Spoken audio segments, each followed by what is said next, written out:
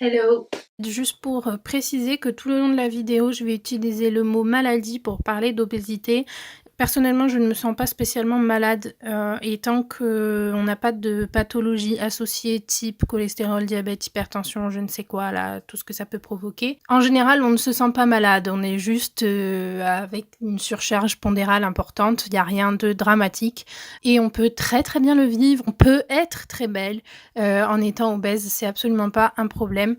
Donc j'utilise le mot maladie simplement parce qu'aujourd'hui dans la société et dans le monde médical, on considère que c'est une maladie. Donc on se retrouve aujourd'hui pour une nouvelle vidéo qui va être un petit peu différente. Ça va être une vidéo où je vais vous parler un peu de moi. En fait, le but là de la vidéo, c'est de vous expliquer pourquoi dans les sujets dont on va traiter ma chaîne, il y a le poids. Je suis atteinte d'obésité, j'aime pas parler comme ça parce que j'ai vraiment l'impression d'être malade. Et je ressens en fait le besoin d'en parler parce que pour moi, il y a un réel problème sur la façon dont on prend en charge cette maladie. Donc je vais vous expliquer un petit peu mon histoire et à quel moment j'ai pris du poids pour en arriver aujourd'hui à faire 120 kg pour 1m70. Je suis en obésité morbide, je ne suis pas en train de demander des conseils pour maigrir, je ne suis pas en train de vous demander de m'expliquer ce qui n'a pas marché, je ne suis pas en train de dire que si vous faites le même poids que moi, il faut absolument que vous fassiez quelque chose. Les médecins sont bien assez là pour nous le rappeler. Je suis simplement là pour expliquer comment moi je le vis, comment moi je le perçois. On va rentrer dans mon histoire maintenant, comme ça vous allez un peu mieux comprendre ma façon de voir les choses. Je me suis préparé des petites notes parce que sinon ça va durer 14 000 ans.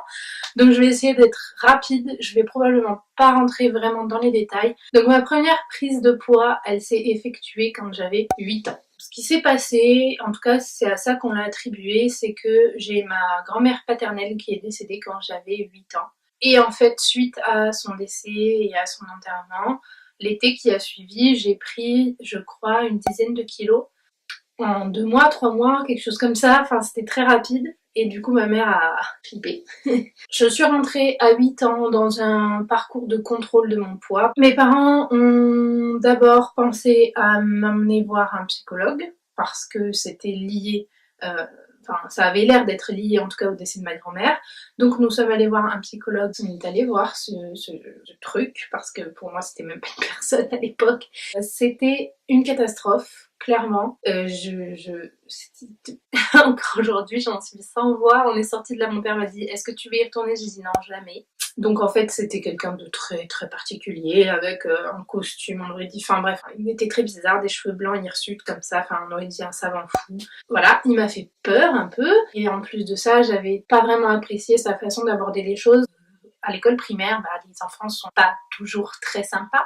Et du coup, j'avais pas mal de réflexions sur mon poids. On m'appelait truie, sumo, baleine, des conneries comme ça quoi. Et donc moi, à l'époque, j'avais 8 ans, je le vivais pas super bien. Et j'en avais parlé à ce thérapeute qui me dit « Oh, bah c'est rien ». On a décidé de pas y retourner. Et du coup, je suis partie voir une diététicienne. Et j'ai fait un rééquilibrage alimentaire. Donc j'ai fait ça jusqu'à mes 12 ans en fait.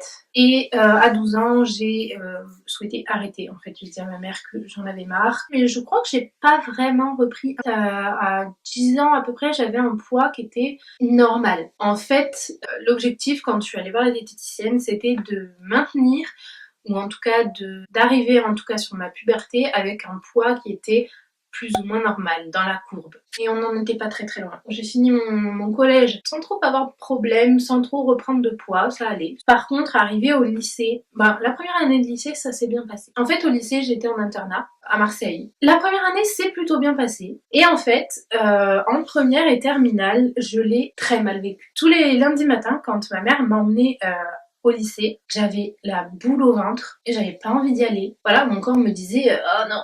C'était dingue hein, parce qu'en plus, je partais de chez mes parents, ça allait bien. Et dès que j'approchais de Marseille et que j'approchais de la sortie d'autoroute qui me menait au lycée, j'avais mal au ventre systématiquement toutes les semaines. Et donc sur ces 2 années, j'ai pris 10 kilos par an. Je suis arrivée à la fin du lycée en faisant 98 kilos pour 1m70. Et j'étais catastrophée. Quand j'ai eu 98 kilos, j'étais là. L'internat, je pense que je l'ai assez mal vécu à cause du fait de ne pas avoir d'endroit fixe. En fait, j'avais du mal à savoir où était chez moi. C'était désagréable. J'ai fini mon lycée et je suis rentrée en BTS de stylisme. Donc ma première année de BTS de stylisme, miracle. Et je n'ai toujours pas compris comment, pourquoi, qu'est-ce qui s'est passé. J'ai perdu 10 kilos en un an. Et en fait, je pense que c'est dû au fait que j'allais bien, j'étais pas stressée, j'étais contente de ce que je faisais. Donc à la fin de ma première année de BTS, j'avais un stage à réaliser, je pouvais le faire à l'étranger. Et j'ai trouvé un stage à Montréal. J'ai perdu du poids aussi en étant au Canada, tout en mangeant un McDo par semaine, en mangeant des muffins et du Nutella le matin. Allez comprendre.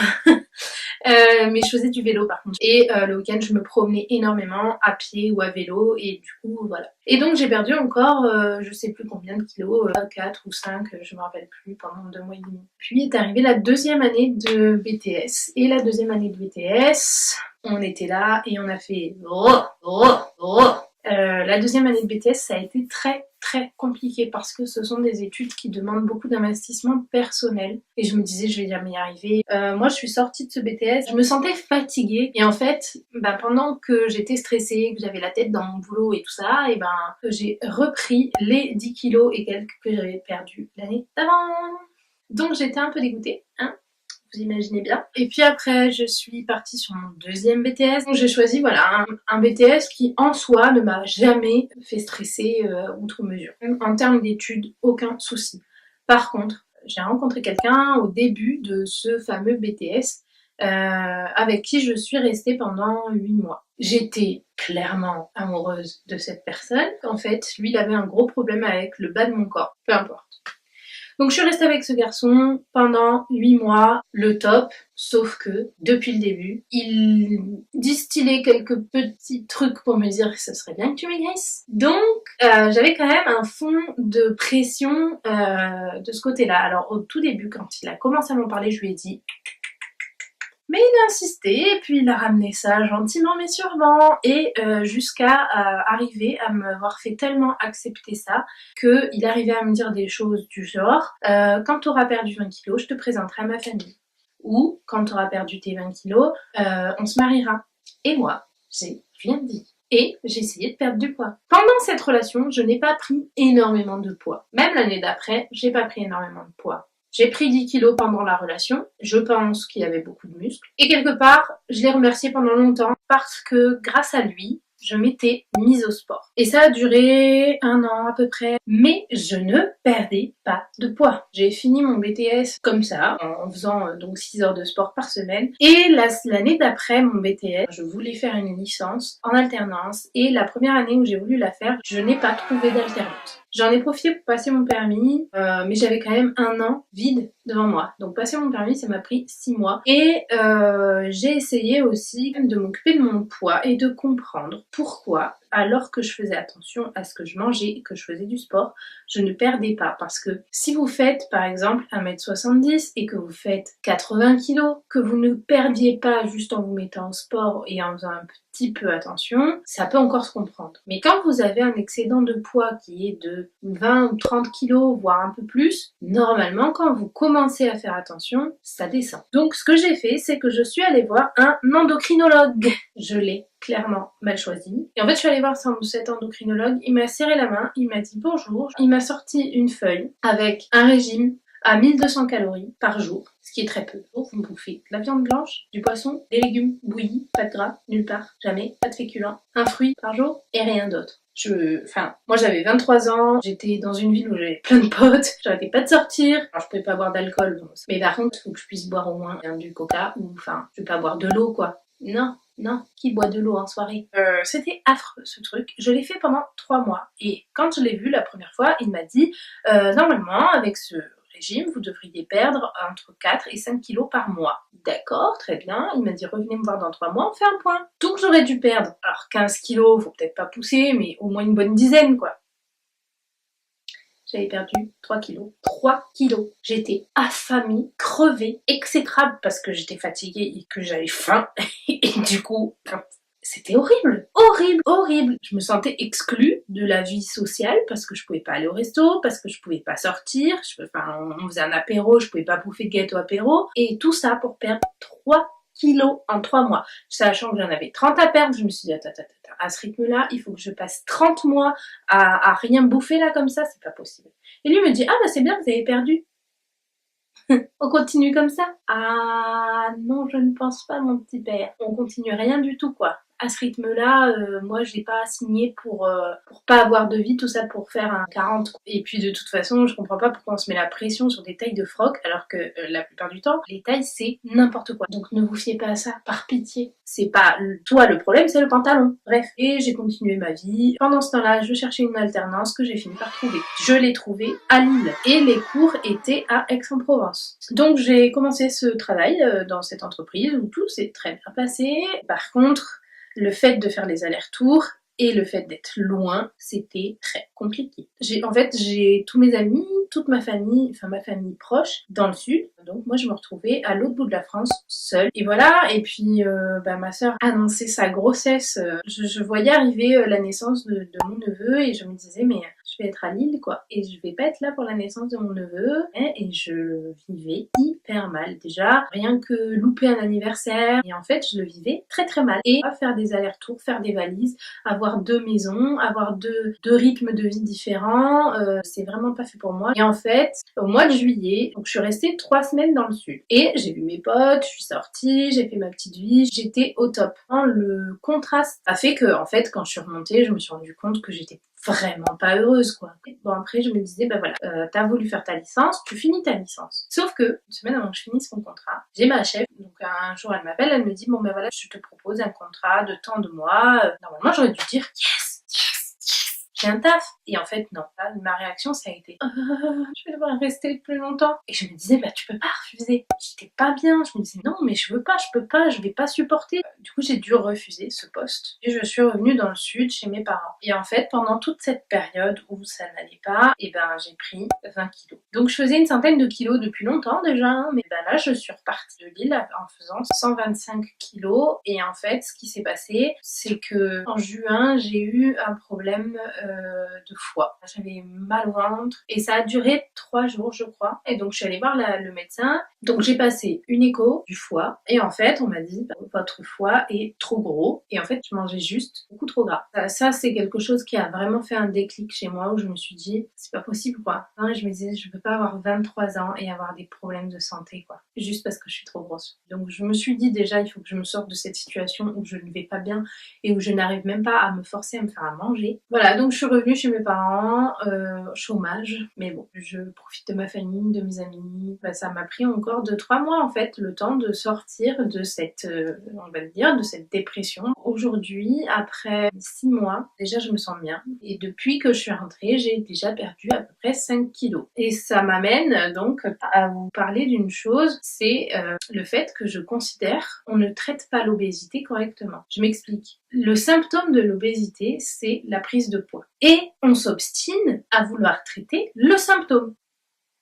Mais par exemple, je sais pas, j'ai la gastro et le médecin me dit, bah écoutez, je vais vous donner un antidiarrhéique. Et c'est tout. Alors oui, t'arrêtes d'avoir la diarrhée, mais t'es toujours malade en fait. Et c'est exactement ce qu'on fait avec l'obésité en fait. On vous dit, ah bah vous avez une maladie qui fait que vous grossissez, d'accord ? Eh ben on va vous prescrire un régime, comme ça vous allez perdre du poids. Bah oui, mais le jour où j'arrête le régime, ah bah vous allez regrossir, hein, faut pas arrêter, c'est à vie. Non, non en fait, est-ce que quelqu'un a déjà essayé d'être au régime et peut me dire, ah bah oui, moi je suis capable de le tenir à vie, hein. Tu peux pas tout le temps contrôler ce que tu bouffes toute ta vie. Enfin, ou alors franchement si quelqu'un fait ça, mais par pitié, il faut vivre, il faut profiter, quoi. Moi je veux pas vivre ça. Et en plus de ça, je vois pas comment on peut espérer endiguer ce fléau du siècle ou cette en plus on en fait des tonnes, genre c'est la maladie du siècle, c'est le truc qui aura notre peau à tous, ou je sais pas quoi, genre on est toujours plus gros.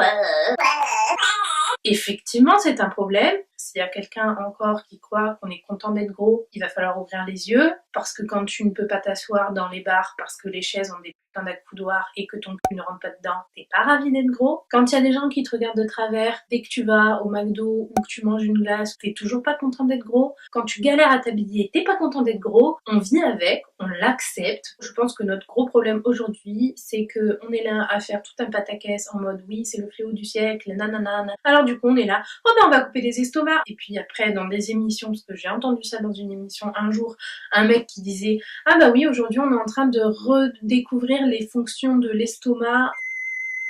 J'étais choquée. Je dis à mon père, mais tu l'as entendu lui? Le mec dit, en gros ça fait, je sais pas combien de temps, qu'on coupe des estomacs en deux, mais on redécouvre les fonctions de l'estomac. Non mais vous coupez des estomacs alors vous savez même pas vraiment exactement à quoi ça sert. Enfin bref, j'ai pas envie de me faire opérer parce que j'ai un peu trop de graisse. Je veux par contre comprendre pourquoi je grossis. Voilà ce qui est intéressant, c'est pourquoi les gens se retrouvent à faire des poids comme moi je le fais aujourd'hui, 120 kg, ou des 130 kg, ou des 140 kg, ou des fois des 160 kg.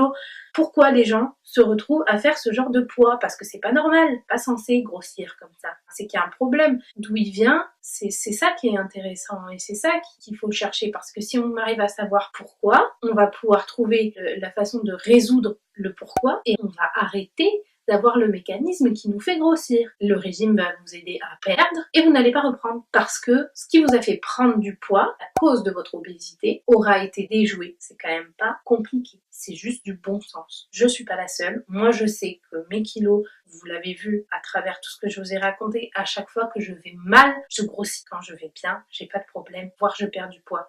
Mais à chaque fois que je vais mal, à chaque fois que je suis stressée, à chaque fois que je suis malheureuse, qu'il y a un truc qui va pas, je prends du poids. Voilà, la question c'est pourquoi mon corps, mon cerveau, tout ça réagissent de cette façon-là. C'est ça qu'il faut que j'arrive à comprendre. C'est pas qu'est-ce que je dois manger pour mincir, parce qu'on me le répète depuis que j'ai 8 ans, je suis au courant. Donc en fait, moi mon message là vraiment dans cette vidéo, c'est quand on prend du poids, il y a une cause. En tout cas chez moi, c'est sûr et certain. Et on est beaucoup dans ce cas-là. Et en fait, j'ai l'impression de lancer un appel national, mais il est important de traiter l'obésité comme n'importe quelle autre maladie, et c'est-à-dire de rechercher la cause. Voilà, c'était mon message. Je vais conclure juste avec comment je fais pour m'accepter. J'ai envie de vous dire une première clé, c'est d'arrêter de se comparer. Arrêtez de vous comparer. J'ai presque plus de batterie, donc je vais conclure là-dessus. Je vous fais plein de bisous et on se retrouve bientôt pour une nouvelle vidéo. J'espère que c'était pas trop long. J'ai essayé de résumer un maximum. Je vous laisse me dire en commentaire si c'est un format de vidéo qui vous plaît, si vous aimez que je raconte des choses, si vous voulez que je développe des points qui ont été